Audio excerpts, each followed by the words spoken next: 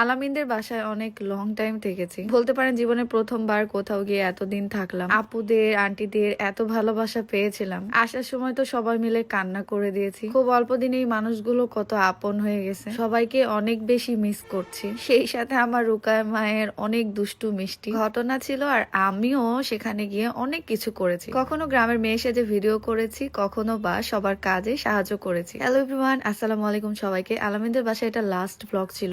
আসার আগের দিনে আমি গ্রামের মেয়ে সেজে মেকআপ করে খেতে বসেছি, আর বিথি আমাকে বলছিল ভর্তা করো। আমি বলছিলাম না, আমি ভর্তা করলে আমার হাত জ্বলবে, এটা নিয়ে সবাই হাসাহাসি করছিল। আমি ভর্তা করতে সাহস না পেলেও রুকায়া ঠিকই বসে যায়, 2 হাত দিয়ে সেনে ভর্তা করছিল। আর এই জগা খিচুড়ি ভর্তাই কিন্তু আমরা মজা করে খেয়েছি, কারণ সে অনেক যত্নে আমাদের জন্য এটা বানিয়েছে। তবে আমরা কিন্তু নিজের সবসময় সবকিছুর যত্ন নিতে পারি না, তাই নিজের যত্নে কিছু সিক্রেট প্রোডাক্ট নিয়ে চলে আসলাম। মিল্ক হোয়াইটেনিং আন্ডারআর্ম ক্রিম, যেটা ম্যাজিকের মতো কাজ করবে। আপনার আন্ডারআর্ম স্কিনের যত কালো দাগ আছে সব দূর করবে, গ্যারান্টি সহকারে ফর্সা করবে। তো এই সিক্রেট বিউটি প্রোডাক্ট আপনারা অরিজিনাল পেয়ে যাবেন কাকলি বিজনেস শপ ফেসবুক পেজ থেকে। আপনার বডির যে কোনো কালো দাগই দূর করবে এটা। ব্যবহারের নিয়ম খুবই ইজি। প্রতিদিন ঘুমানোর আগে এই ক্রিম দিয়ে জাস্ট হালকা করে মাসাজ করলে মাত্র 7 থেকে 15 দিনের মধ্যে আপনি রেজাল্ট পেয়ে যাবেন। স্কিনে শুধু কালো দাগগুলোই দূর করবে না, সেই সাথে আপনার স্কিনকে অনেক কোমল, মোলায়েম এবং স্কিনকে বেবি স্কিন করে দিবে। সো এখনই অর্ডার করে দিন, অফার প্রাইস চলছে। পেজ লিঙ্কটা আমার ক্যাপশনেই দেওয়া থাকবে। এবার চলে যাই আমাদের মজার মজার সব খাবারে। এই কয়দিনে আন্টি আমাদের যত্ন করে যে পরিমাণ খাইয়েছে, আমি তো এখানে থাকলে একদম হেলদি হয়ে যেতাম আলামিনের মতো। এত সব মজার মজার খাবার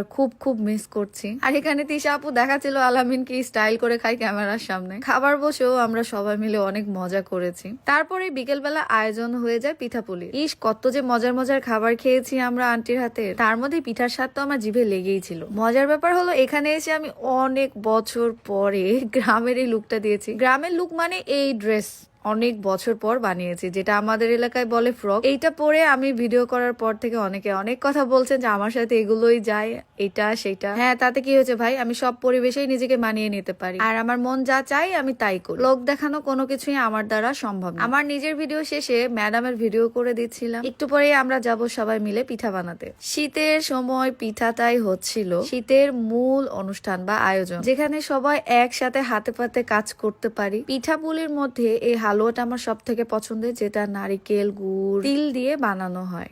এরপরেই বিধি দেখি আটা শানতে বসে গেছে। পিঠা বানানো অনেক ঝামেলার কাজ, তবে সবাই মিলে করলে এটা খুব সহজ হয়ে যায়। যেমন এইদিকে আন্টি দুধ পিঠার জন্য শিরা রেডি করছিল। আমি কিন্তু শুধু ভিডিওই করিনি, কাজে অনেক হেল্প করেছি। কুশলি পিঠা সব বলতে গেলে আমি একাই বানিয়েছি।